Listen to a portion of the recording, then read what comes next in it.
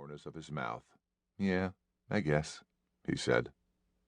"Look," she said, raising her plastic bag to show him she was wearing Tom's fishing vest. She had taken it without asking off a peg in their house. "This thing is filled with lures and flies and whatever. We'll just tie them to the end of your line and throw 'em out there. The fish can't be much smarter than Tom, so how hard can it be?" "If Tom can do it," he said, his smile more pronounced.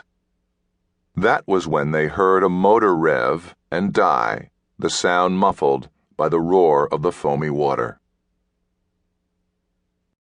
The betrayal occurred that morning when Tom came downstairs, asked, "What's for breakfast?" Annie and William were at the table dressed for school eating cereal. Sugar Pops for William, frosted mini-wheats for her. Tom asked his question as if it were the most natural thing in the world, but it wasn't. Tom had never been in their home for breakfast before, had never stayed the night. He was wearing the same wrinkled clothes from the night before when he'd shown up after dinner to see their mom, what he called his fishing clothes, baggy trousers that zipped off at the thigh, a loose-fitting shirt with lots of pockets. This was new territory for Annie, and she didn't want to explore it. Instead, she found herself staring at his large, white, bare feet. They looked waxy and pale, like the feet of a corpse.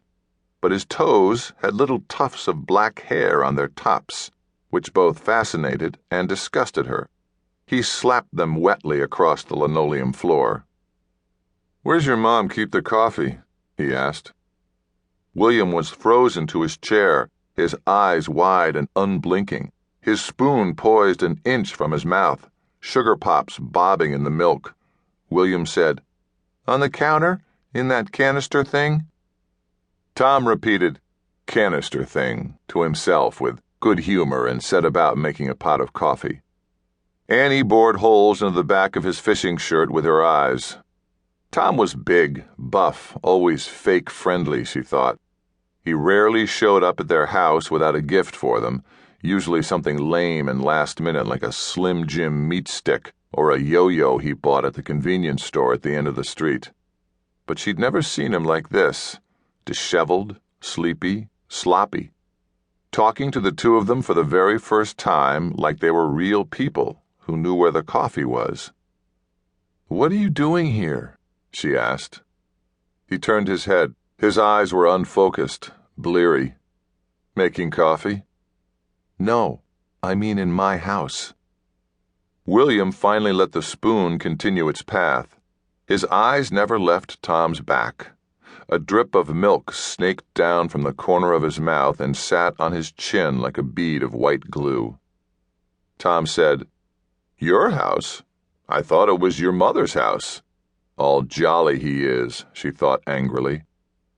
"Is this it for breakfast?" Tom asked, holding up the cereal boxes and raising his eyebrows. "There's toast," William said, his mouth full. "Mom makes eggs sometimes, and pancakes." Annie glared at her brother with snake eyes. "Maybe I'll ask Monica to make me some eggs," Tom mumbled, as much to himself as to them. He poured a cup of coffee before it filled the carafe. Errant drips sizzled on the hot plate. So it was Monica, not your mother, Annie thought. He came to the table, his feet making kissing sounds on the floor, pulled out a chair and sat down. She could smell her mother on him, which made her feel sick inside. "That's Mom's chair," she said. "She won't mind," he said, flashing his false, condescending smile.